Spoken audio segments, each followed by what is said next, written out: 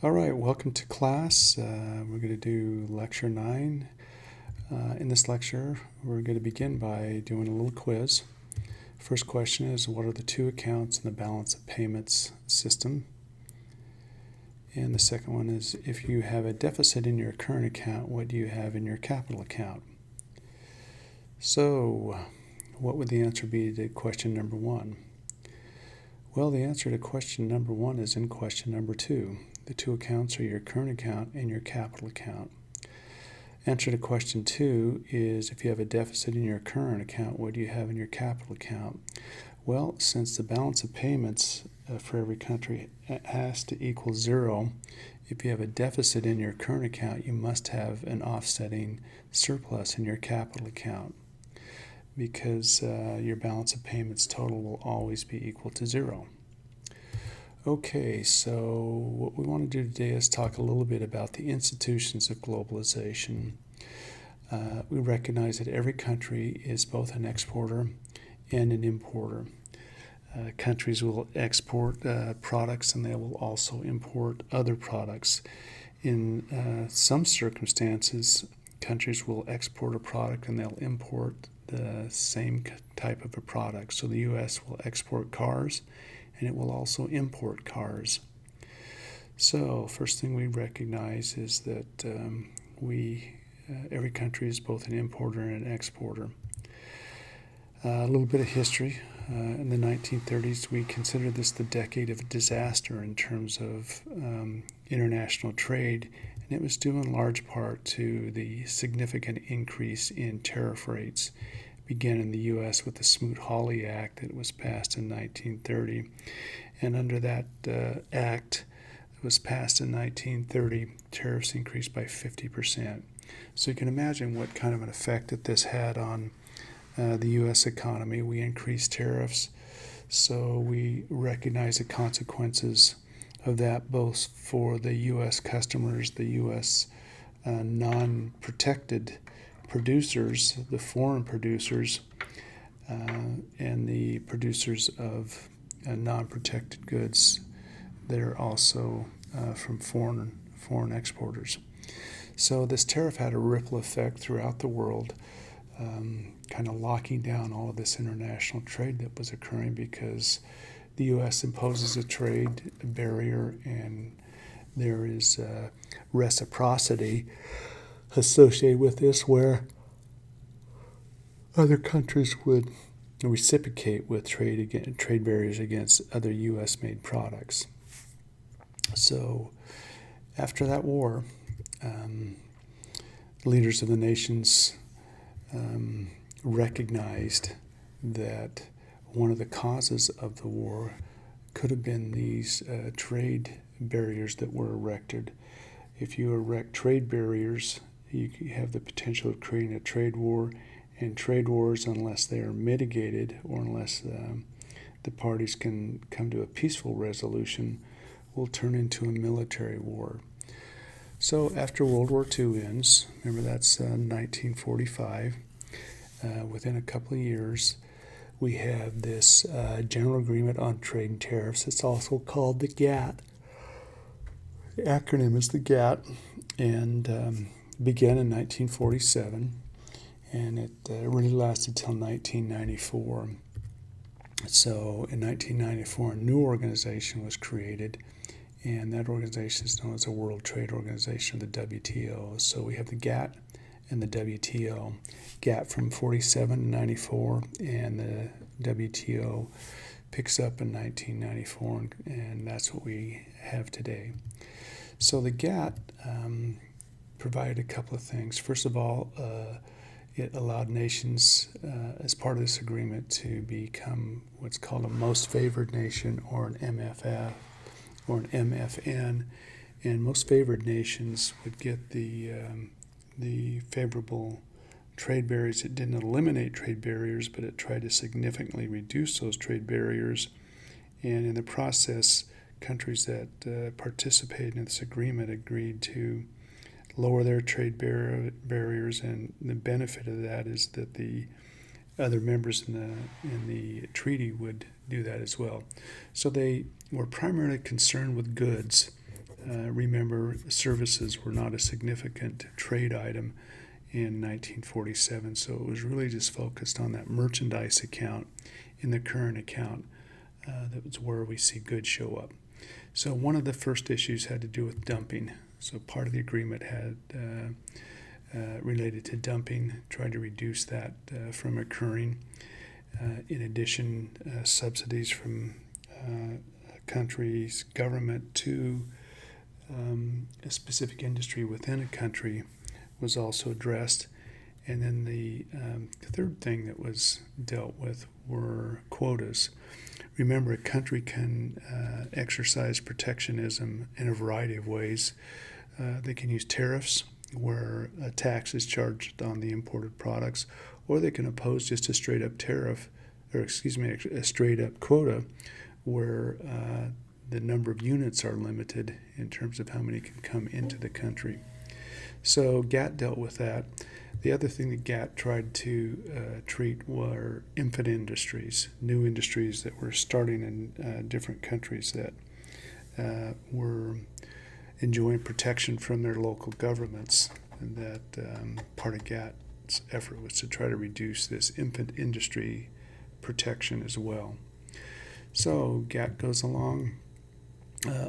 We need to also remember that GATT wasn't an organization. It was actually just an agreement. So they didn't have an office or any administrators. It was simply an agreement. All right, so GATT starts in 1947, and they would have what were called negotiating rounds. And those negotiating rounds is they would get together and try to look at all of the different measures that were in place and try to discover areas where they could reduce these trade barriers between countries. So every couple of years they'd have a round. At the conclusion of that round, they would have amendments to the treaty that typically reduced protectionist measures for member countries, members that had signed the signatories to the agreement. And the ninth agreement, or the ninth round, was conducted in Doha. That's in Qatar. And there were some things that came out of that round that changed GATT significantly. Before we talk about that, let's talk about some of the measures within the treaty. There were across-the-board reductions in tariffs, and then there were also product-by-product changes. So if I wanted to change the treatment of a product, I could bring it up at the GATT round, and it would be discussed, and there would be a change to that specific product's treatment under GATT, the tariffs or the quotas. The other alternative were across-the-board cuts, where whole rates were changed for the whole tariff schedules for different countries. So negotiation kind of went along these lines. Either it was across the board or it was a product-by-product negotiation. Also, once again, tariffs are just one way to use protectionism. Several other different methods to protect the governments would employ to protect their local producers from competition. So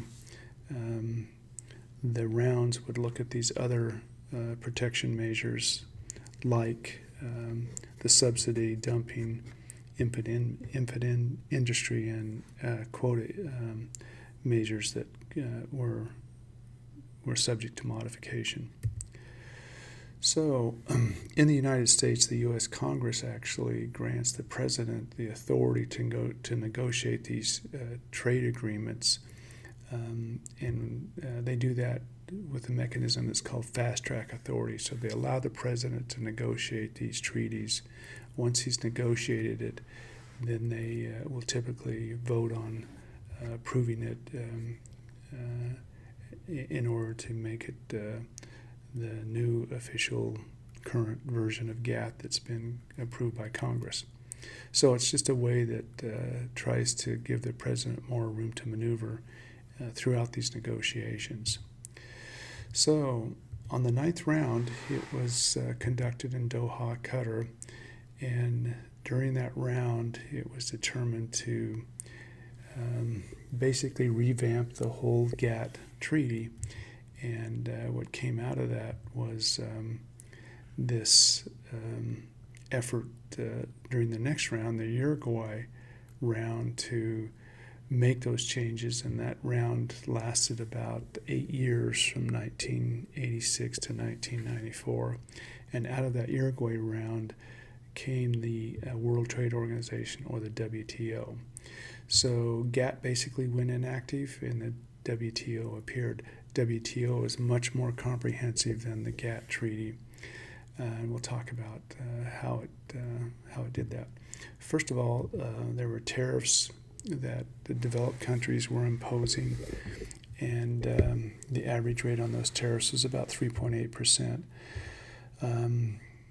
Developing countries, their average tariff rate is about 12.3%. So you can see, if you're in a developing country, one of the mechanisms you're going to try to use if you're a business in that country is tariff protection to protect you from international competition. As you become more and more developed, and those trade barriers or those tariffs tend to decline.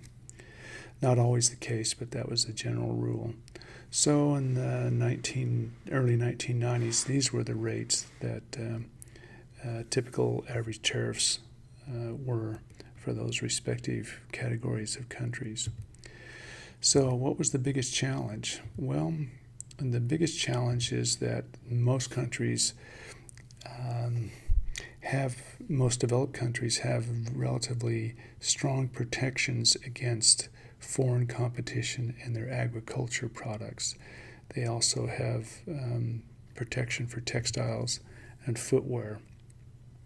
Now here's the issue, is those are protections for industries in developed countries. But then we look at less developed countries or developing countries, and where is their comparative advantage, or what do they have in terms of resources that they can produce products. You'll note that agricultural products is a primary element in a developing country's GDP, as well as textiles and footwear. They're involved in producing clothing and footwear. So when developed countries were imposing tariffs on these products, they were really hurting the developing countries from being able to export their products into these developing country markets. So the deal with agricultural products is they would have tariffs, they'd have quotas, they'd also have price supports. In other words, the government would guarantee a minimum price. The market price fell below that price, the government obligated itself to buy that product. And there were also subsidies. So agriculture is generally a highly protected industry in most countries. The United States, that's true. In France and Europe, that's especially true. So the Uruguay round also included a new category of protection or inclusion for a negotiation, and that was services. Remember, the original GATT treaty just dealt with goods. The Uruguay round also included services. In addition to services, there were also issues relating to investments and intellectual property. For advanced countries, particularly the U.S., intellectual property is a key issue because there's so much counterfeiting and imitation is occurring in these developing countries. So the negotiators from the U.S. were really trying to reduce this intellectual property theft. So that was put on the table when we went from GATT to WTO. So that is a quick review of global organizations dealing with trade. Just recall that historically countries would have agreements with other countries. They could be bilateral agreements, one country with another country, a multilateral agreement where several countries are negotiating with several other countries. However, during the early part of the 1900s, 1920s, 1930s, tariffs had been increased significantly. Many economists believe that this contributed to the Great Depression. It turned a recession into a depression when this Smoot-Hawley Tariff Act was passed that raised tariff rates by 50% in the U.S. So after the war, so this was done in the 30s, so we have the decade of the 30s. World War II starts, and actually historians will pick a date of September 1st, 1939, when Germany invaded Poland. For the U.S., it started December 7th, 1941, and it concluded in 1945, August of 1945. So after the war, leaders of countries trying to figure out how to reduce the risk of war happening in the future came to understand that trade is one way that countries can develop relationships with one another that reduces the incentive for them to go to war. If I'm trading with someone it's probably less likely that you would have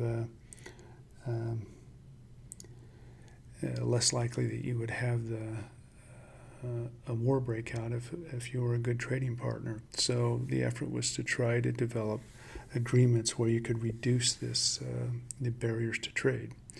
And that agreement, that effort resulted in the General Agreement on Tariff and Trade, or the GATT Agreement. It was 1947, and there were a number of rounds to modify or amend this treaty. Through the second half of the 20th century, and toward the end, the Uruguay round really set up a major revision to GATT, and GATT was basically modified to the degree where a whole new organization was created with new rules, and those new rules included adding services to the agreement, investments, and intellectual property. So we will talk about what has happened with the WTO on next Monday.